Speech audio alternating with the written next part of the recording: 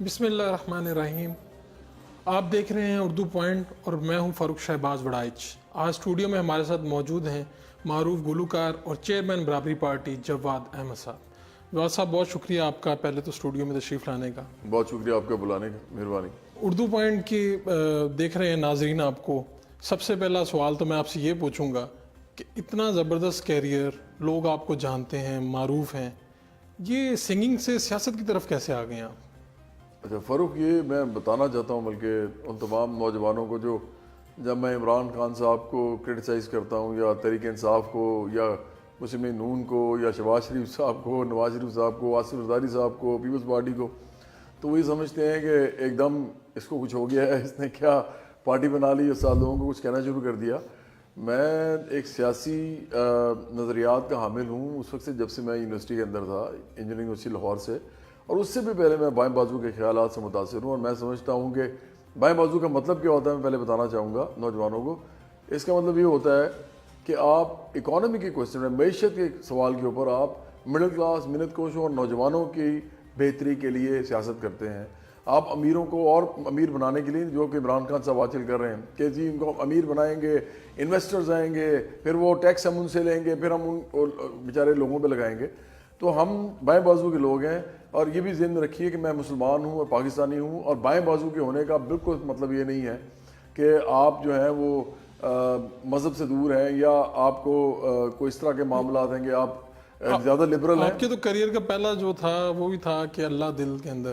ہاں, میں اللہ میرے دل کے اندر میرا پہلا سانگ تھا, اور اس میں بھی میں نے طبقاتی بات کی تھی, غریب اور امیر کے فرق کو بتایا تھا. وہ بھی آپ کو بتا دے گا, میری البم کا پہلا گانا تھا کہ میں اس وقت یہی کرنا چاہتا تھا, میں لوگوں کے اندر جانا چاہتا تھا. میرے بینڈ کے دوست گواہ ہیں جوپٹرز کے اندر جو میرے ساتھ پلے کرتے تھے, میرے گھر والے, میرے پرانے دوست یونیورسٹی کے, کہ میں نے آخر کا پولیٹیکل کام بھی کرنا تو تھا. آپ طے کر کے آئے ہیں کہ آپ نے شروع سے طے کیا ہوا تھا کہ آپ نے پولیٹیکل اپنا دیکھنا ہے, اسی میں کریئر بنانا ہے, پولیٹیکل کام کرنے ہیں آپ نے, کیونکہ آپ کہہ رہے ہیں کہ جب آپ اسٹوڈنٹ تھے تبھی سے آپ نے طے کیا ہوا تھا. تو پھر سنگنگ کیوں درمیان میں آئی؟ اس لیے کہ پاکستان میں ایک مڈل کلاس کا جو انسان ہے وہ اگر لوگوں کے لیے کچھ کرنا چاہتا ہے, لوگوں کے اندر جانا چاہتا ہے, لوگوں کے اندر نمایاں اپنا ہو کے کوئی ان کے لیے ریٹرن بیک کرنا چاہتا ہے کچھ, تو اس کے لیے اس کے پاس کون سی 2-3 رستے کے علاوہ کچھ ہے. ایک, یا کرکٹ کھیل لے, اس ملک میں کرکٹ جو ہے وہ آپ اپنے ہیرو بن جاتے ہیں, یا آپ کوئی گانا گائیں, یا آپ کوئی ایکٹنگ کریں. تو میرا یہ ایک جو فن تھا میرے پاس تھا, اور میں نے دیکھا کہ میرے ارد گرد بہت سے لوگ بن گئے ہیں سنگر جن کو میرے جیسے گانا آتا تھا. کوئی مہدی حسن صاحب یا نور جہاں صاحبہ نہیں تھے. تو میں نے کہا اگر یہ بن سکتے ہیں اسٹارز, میں بھی بن سکتا ہوں, تو why shouldn't I put that much effort in cricket rather than coming here and singing. کبھی آپ کو خیال نہیں آیا کہ میں سنگنگ کرتا ہوں اور ساتھ مجھے اتنی شہرت ملی ہوئی ہے تو میں آرام سے یہ پیسے, یہ شہرت انجوائے کروں, بجائے اس کے, مطلب کیوں اپنے آپ کو مشکل میں ڈال رہے ہیں؟ لوگوں کا بڑا سوال ہے, یہ لوگ پوچھتے ہیں فیس بک پہ. میں تو کہہ رہا ہوں کہ میرے والدین دونوں پولیٹیکل سائنس پڑھاتے تھے. اب وہ دیکھیں ان کی کتابوں کا قصور ہے, وہ کتابیں پڑھ کے مجھے ایک بات پتہ چل گئی کہ اس ملک کے اندر نہیں بلکہ پوری دنیا میں جو اصل مسئلہ ہے سیاست کے اندر وہ طبقاتی ہے, وہ کلاس کا مسئلہ ہے.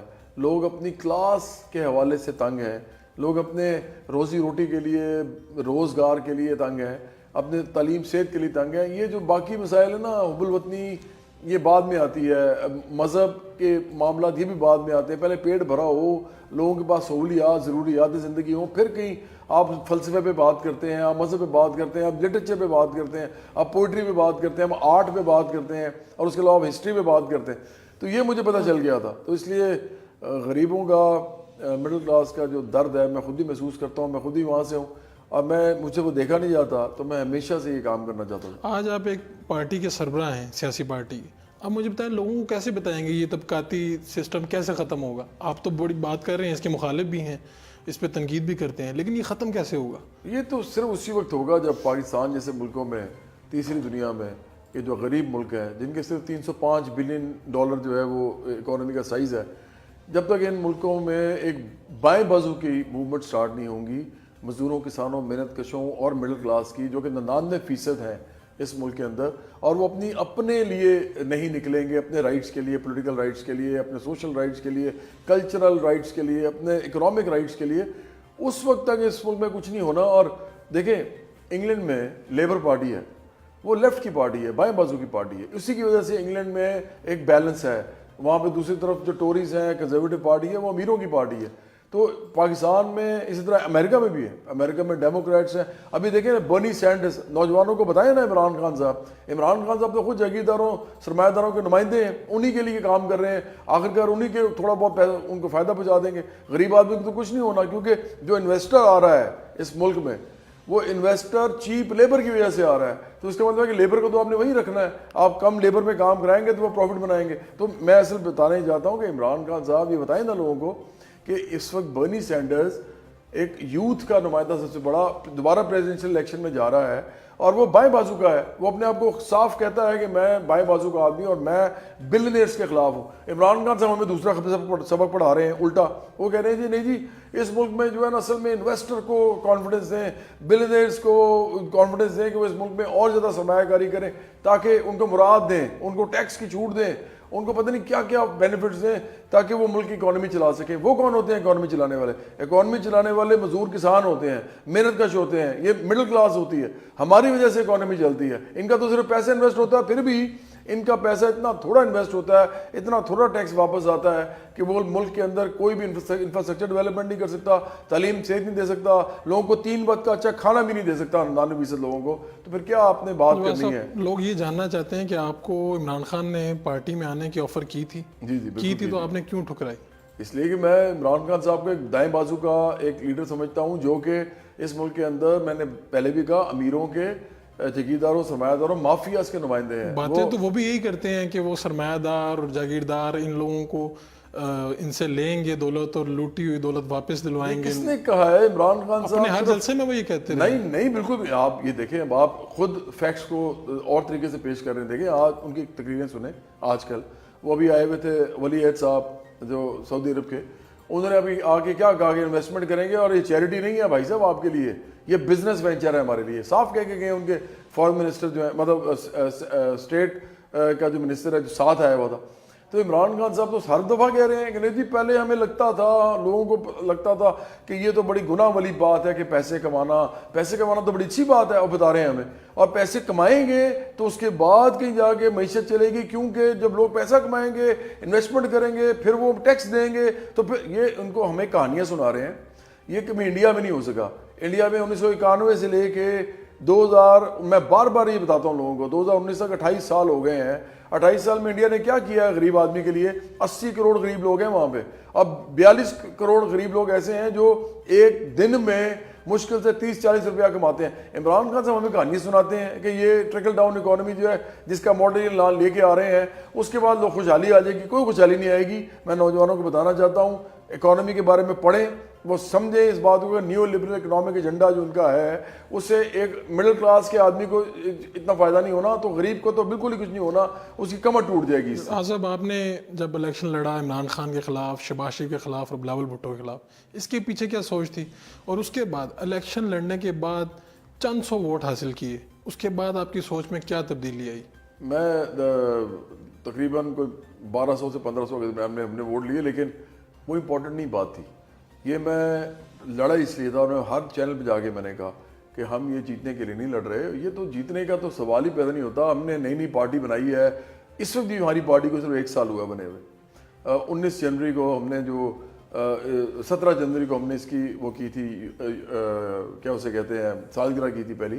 تو یہ جو پارٹی ہے نا, برابری پارٹی پاکستان, یہ اس کو لوگوں تک لے کے جانا تھا, اس کے نام کو, تاکہ لوگ اس کو پہچانیں, لوگ اس نام سے واقف ہو جائیں, تاکہ متعارف ہو جائیں, تاکہ جب ہم دوبارہ الیکشن لڑیں, تاکہ ہم جب دوبارہ لوگوں کو فیلڈ میں اتاریں تو لوگوں کو پتہ ہو یہ کون سی پارٹی ہے. تو میرا الیکشن لڑنا عمران خان صاحب کے سامنے, شہباز شریف صاحب کے سامنے اور بلاول زرداری صاحب کے سامنے صرف اس لیے تھا تاکہ میں بتاؤں کہ 2 وجہ تھی. ایک کہ لوگوں کو پتہ چلے کہ اگر ان کے سامنے لڑ رہا ہے تو پارٹی کا نام اور میرا نام لوگوں تک جائے کہ ہاں یہ اتنے بڑے اپنے پارٹیز کے ہیڈز کے ساتھ لڑ رہا ہے. اور دوسرا یہ ہے کہ ان کو تحریک ملے کہ اگر میں لڑ سکتا ہوں, میں اپنی عزت, اپنی شہرت, اپنی دولت, تھوڑی بہت جو کمائی ہے اس کو داؤ پہ لگا کے میں ان لوگوں کے سامنے لڑ رہا ہوں جن کو صرف انہی کو ووٹ دینا لوگوں نے, تو پھر آپ کو بھی اگلی دفعہ لڑنا ہے الیکشن یہ ڈرے بغیر کہ یہ کون لوگ ہیں. یہ سارے ایک جیسے ہیں. یہ سب کے سب امیروں کے نمائندے ہیں. آپ جب تک خود الیکشن میں نہیں آئیں گے مڈل کلاس محنت کا اس وقت کچھ نہیں ہونے والا. آنے والے الیکشن میں اگر برابری پارٹی کامیاب ہوگی تو وزیر اعظم کون ہوگا؟ نہیں میں تو وزیر اعظم نہیں بننا چاہتا کبھی بھی. کون ہوگا؟ آپ نہیں ہوں گے؟ نہیں میں تو نہیں بالکل میں تو کہتا ہوں کہ نوجوانوں کو آنا چاہیے آگے. ہم نے پارٹی بنانی ہے, میں پارٹی بنانے آیا ہوں. یہ جو وزیر اعظم کا جو ہے نا یہ شوق بننے کا, یہ جن لوگوں کو ہوتا ہے وہ پتہ چل جاتا ہے. عمران خان صاحب کو تھا وہ پتہ چل گیا ہے, اس کے لیے انہوں نے تمام جھوٹ بولے ہیں. جو بھی یو ٹرن وہ کہتے ہیں وہ اس لیے بولتے تھے تو کیونکہ کسی نہ کسی طریقے سے وہ پرائم منسٹر بننا چاہتے تھے. ان کے بچوں کو بتانا تھا کہ میں پرائم منسٹر بن گیا ہوں. اپنی سابقہ بیگم صاحبہ کو بتا, وہ خود بتاتے ہیں آگے کہ وہ سب پریشان ہیں کہ میں پرائم منسٹر کو نہیں بن پا رہا. تو ان کا ایک ضد بن چکی ہوئی تھی, ان کا ایک مسئلہ تھا. اس کی وجہ سے انہوں نے پوری قوم کو آگے لگایا, انہوں نے ہر قسم کا جھوٹ بولا, دھوکے دیے اس قوم کے نوجوانوں کو.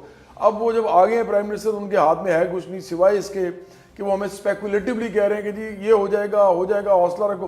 اور بھائی اس ملک میں 6,000 روپے میں جو کام کر رہا ہے روز صبح, وہ حوصلہ کیسے رکھے؟ آپ تو 300 کنال میں رہتے ہیں, آپ تو بڑی بڑی گاڑیوں میں پھرتے ہیں, آپ کے گھر میں کوئی اور دے جاتا ہے راشن, تو ان کے گھروں میں تو کوئی نہیں دیتا, وہ تو خود کماتے ہیں بیچارے.